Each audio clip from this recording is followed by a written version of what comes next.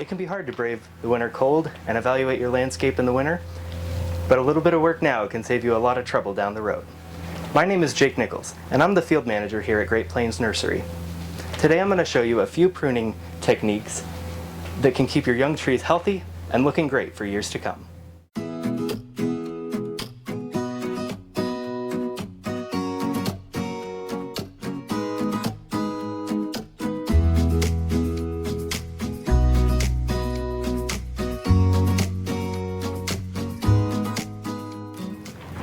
Young trees in the landscape need to be evaluated for pruning every 1 to 3 years.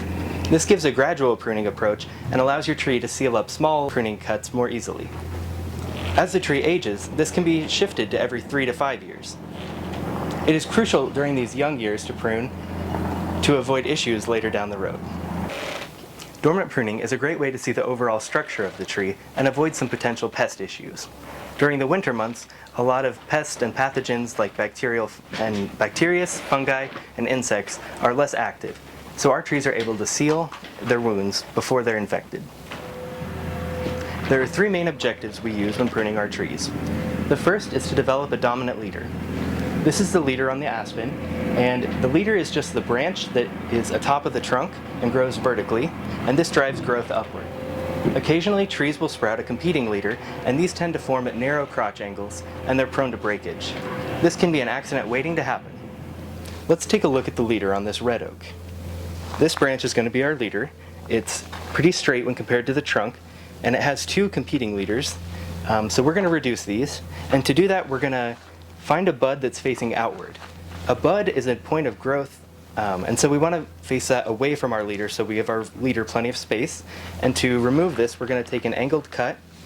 So find our bud, and we're going to take an angled cut just above a bud. From time to time, you can see a little bit of dieback on the tree, but that looks like it happened late last summer, and this one has decided to be our new leader. So we're going to remove that dead tissue and also prune this one, just to give our leader plenty of a lead on the other 2 branches. This is an American elm, and you can see we've got some leader issues going on at the top.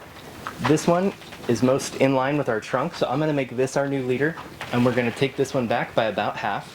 So we're going to pick a bud that points away from our leader and make an angled cut just above it.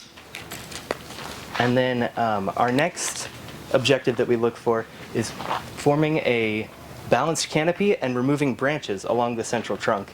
So to do that, I'm going to pull these in a little bit.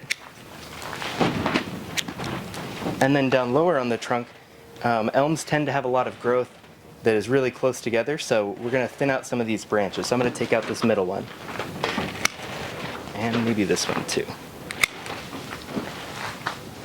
Our third objective is to keep all branches less than half the trunk diameter and gradually remove the lower limbs to raise the tree's canopy as desired.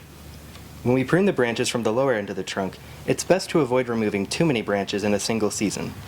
Here at Great Plains Nursery, we keep the ratio of leaf canopy to bare trunk at about 2 to 1. As Dr. Whitcomb's research shows, the lower limbs contribute to the stem caliper growth, which leaves us with a thick, strong trunk.